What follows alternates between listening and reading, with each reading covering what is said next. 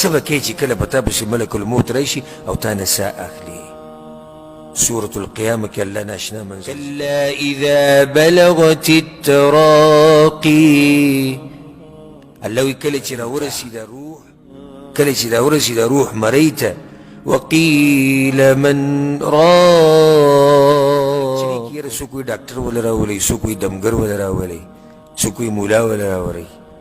سخته په هغه باندې دن ګورې بې انتها سختۍ دا په موته باندې راشي. الله دې هغه ورځ موږ ته اسانه کړي. ډېره سخت حدیث کې داسې راځي وایي د مرګ داسې سخته ده لکه سړی چې 300 ګزاره په او عمرو بن العاص رضی الله عنه هغه به دا خبره ډېره کوله. وایي زه حیران یم هغه سړي ته ساه وځي او د ده عقل کار کوي او دی بیا هم نشي ویلی چې دا مرګ څه ته وایي. لکه وایي عقل دې کار کوي. کله په خپله په عمرو بن العاص رضی الله عنه باندې مرګ راغی، هغه زوی ورسره خوا کې ناست و عبدالله رضی الله عنه. هغه ورته ویل پلارجانه چې زه حیران یم هغه سړي ته چې عقل یې کار کوي او دی دا نشي ویلی چې مرګ سخته څنګه ده. نن ته بیان کړه چې د مرګ څنګه سخته ده. زه هغه ورته وکتل وایي زویه ډېر څه نشم ویلی ځکه چې خبرې راته ګرانې دي، خو داسې راته ښکاري لکه د اسمان چې په ځمکه باندې راولېدلی او زه په منځ کې بند شوی یم، او داسې راته ښکاري لکه چا چې د وحود غر راوړی او زما په مرۍ باندې یې ایښودی، او داسې راته ښکاري لکه چا چې غني زما په دې بدن کې دننه کړي او هغه راکاږي او د هغې سره د ټول رګونه راوځي. داسې سخته ده په ما باندې، دا یو لویه سخته موږ ته پرته ده. وقیل من راق. خلک چغې کي که نه وایي څوک شتي دمګر، څوک شتي مولا، ډاکټر ول راولئ، هلکه هسپتال ته یې ورسوئ، پلاني ځای ته یې ورسوئ، پلاني ځای ته یې ورسوئ. الله وایي وظن أنه الفراق. دوی خو دا چغې وایي خو الله وایي دې مړي ته یقیني پته چې زما د جدا کېدو وخت دی. دا خلک هسې لګیا دي باندې وایي وظن أنه الفراق. ناشنا حال الله بیانوي والتفت الساق بالساق.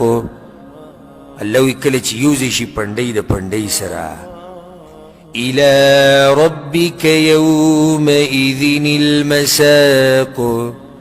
په هغه ورځ الله ته مخامخ کېدي. زما سوال دا دی، مقصد زما د خبرې دا و چې کله زما پنډۍ د پنډۍ سره یوځای شي او ستا پنډۍ د پنډۍ سره یوځای شي، په هغه ورځ به الله له څه جواب ورکوو. دا پنډۍ د پنډۍ سره یو کېده دې څه مطلب دی؟ مطلب د دې یو دا دی کله چې په انسان باندې د زنکدن دا سخته راشي که نه نو د ډېرې سختې نه دی دا یو خپه دې بلې سره سمه جوخته کړي دي چې اکثر چې تاسو مړي وینئ د هغوی د خپې داسې جوختې دي یو بل سره، د تکلیف د لاسې د خپې جوختې کړي. او یو معنی علماو دا کړې ده والتفت الساق بالساق.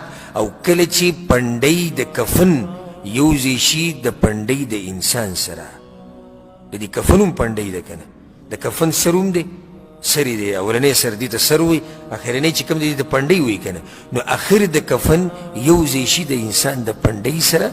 إلى ربك يومئذ المساق. په هغه ورځ الله ته مخامخ کېده دي، الله له تله دي. نو زما سوال تاسو نه دقه دی چې نن د شپې کور ته لاړ شئ، یو 15 منټه به زما دې سوال له جواب وګورئ چې کومه ورځ زما پنډۍ د پنډۍ سره ولګي، په کومه ورځ چې د کفن پنډۍ زما د پنډۍ سره ولګي، په هغه ورځ به زه الله ته څه وایم. زه هم د خپل حال نه ښه خبر یم.